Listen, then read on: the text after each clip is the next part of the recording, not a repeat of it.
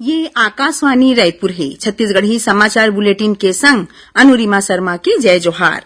अब सुनो आज के प्रमुख समाचार।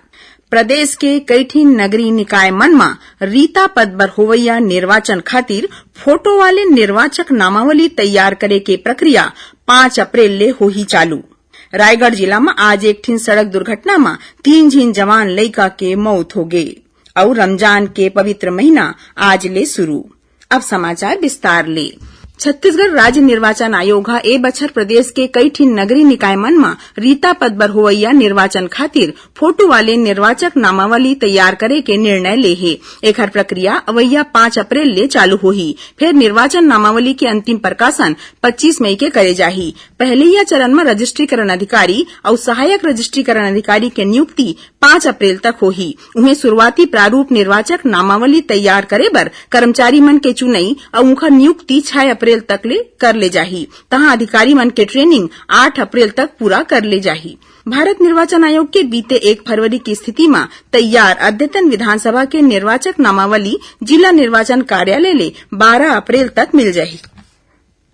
केंद्र सरकार हा कहे है कि डाकघर मन में कोनो भी बेरा और कहूं भी एनी टाइम एनीवेयर योजना लागू करे के काम चलत है, जेखर ले डाक खाता ले बैंक खाता में ऑनलाइन पैसा ट्रांसफर करे के सहूलियत मिलही। ए योजना ला लागू करे बर देश भर के करीबन 96% डाकघर ला कोर बैंकिंग प्रणाली ले जोड़े गे हे। एखर ले मौजूदा डाकघर बचत बैंक के खाताधारी मन ला तो मदद मिलबेच करही, संगे नवा मनखे मन घलो डाकघर बचत खाता आसानी ले खोलना चाही। राष्ट्रव्यापी कोविड टीकाकरण अभियान के चलत अब तक 184 करोड़ 66 लाख ले ज्यादा टीका लगाए जा चुके हैं। केंद्रीय स्वास्थ्य मंत्रालय है बताए है कि काली 12 लाख 75 हजार ले ज्यादा के टीका लगाए गए हैं। एती छत्तीसगढ़ में घलो कोरोना टीकाकरण अभियान जोरदार चलत है। प्रदेश में कोरोना ले बचाव बर अब तक 3 करोड़ 94 लाख ले ज्यादा टीका लगाए जा चुके हैं। यही बीच प्रदेश में कोरोना संक्रमण के रफ्तार बहुत हद तक कम हो गए है। काली प्रदेश में 5 झीन नवा कोरोना संक्रमित मरीज मिले हैं। ए बेरा 107 मरीज मन के इलाज प्रदेश में चलत है। पंडित रविशंकर शुक्ल विश्वविद्यालय के जम्मो परीक्षा अवैया 16 अप्रैल ले ऑनलाइन शुरू होही। ए परीक्षा में विश्वविद्यालय ले एफिलेटेड कॉलेज मन के करीबन 1.5 लाख ले ज्यादा पढ़इया लइका शामिल होही। परीक्षा बर विश्वविद्यालय अधिसूचना निकाल दे हे, जेकर मुताबिक विद्यार्थी मन ला 2 अप्रैल ले उत्तर पुस्तिका बांटे जावत है, जेला 13 अप्रैल तक विश्वविद्यालय या अपन कॉलेज ले विद्यार्थी मन ले सकही।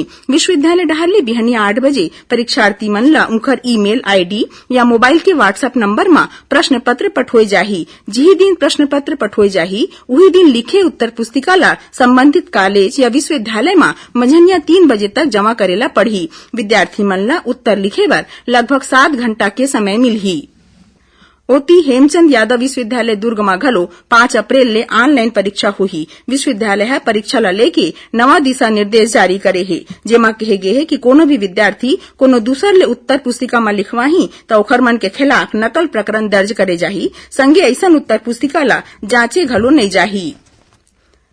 रायगढ़ जिला में आज एक ठिन सड़क दुर्घटना में 3 झीन जवान लइका के मौत हो गई। मिले जानकारी के मुताबिक जिला के बरमकेला थाना क्षेत्र के सारंगगढ़ बरमकेला रद्दा तीर कोनी मोड़ में तेज रफ्तार वाले ट्रक हा फटफटी सवार 3 झीन जवान लइका ला अपन चपेट में ले लीस। ये हादसा में घायल तीनों झीन ला सामुदायिक स्वास्थ्य केंद्र बरमकेला ले जाए गिस, जिहां उपचार बेरा तीनों जवान लइका के मौत हो गिस। पुलिस ट्रक ला जब्त कर ले है।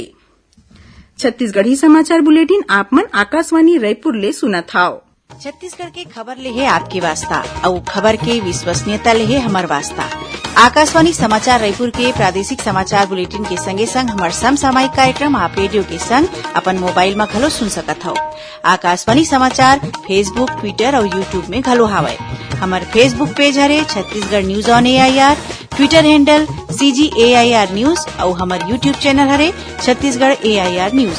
तो अब रेडियो के संगे संग आपके मोबाइल के माध्यम ले हम आप तक पहुंचत हन। छत्तीसगढ़ के हर खबर पर सुनत रहो आकाशवाणी समाचार। अब आगू बाढ़बो बांचे समाचार डहार।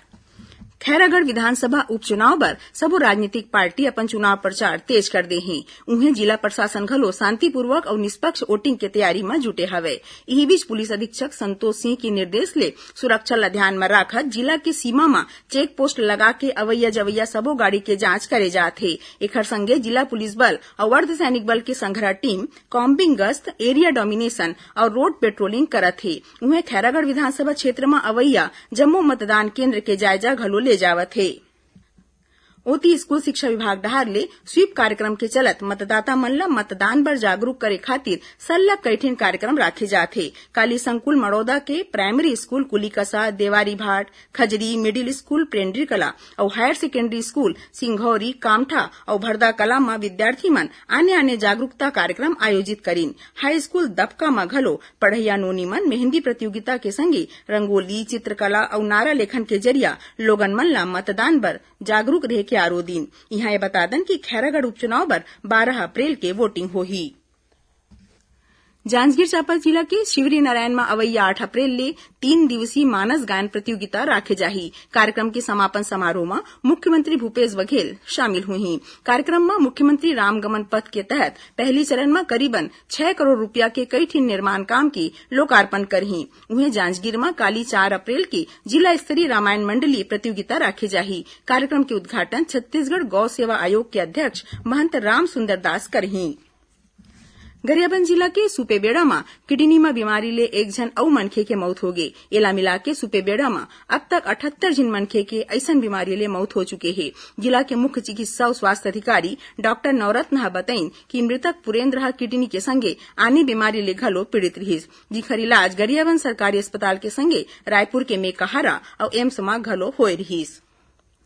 देश के कईठिन हिस्सा में काली संझा चंदा दिखाई दे हे। एखर संगे रमजान के पवित्र महीना आज ले शुरू होगे। आज रोजा के पहला दिन हरे। रमजान हा इस्लामिक कैलेंडर के 9वां महीना रथे और रमजान के 30 रोजा पूरा होए बाद ईद मनाए जाथे। उपराष्ट्रपति एम वेंकैया नायडू, प्रधानमंत्री नरेंद्र मोदी और छत्तीसगढ़ के मुख्यमंत्री भूपेश बघेल हा लोगन मन ला रमजान के बधाई दीन हे।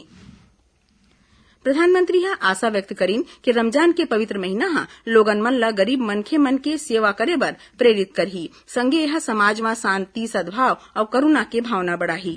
उन्हें मुख्यमंत्री श्री बघेल हा अपन शुभकामना संदेश में कहीन कि जम्मू मानव जाति बर माया, भाईचारा और इंसानियत के पैगाम लेके आने वाला ये रमजान महीना में हम सबो झिन जुड़ मिल के लोगन मन ले स्वस्थ रहे और देश प्रदेश के खुशहाली के दुआ करन।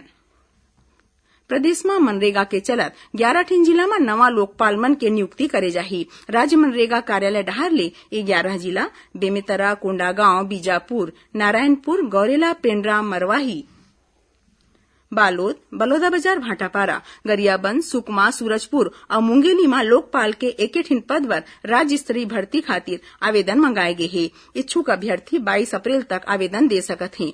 जेखर बर आवेदक की उम्र नियुक्ति बेरा 66 बछर ले कमती होना चाहिए। आखिर में प्रमुख समाचार एक घाव फेर।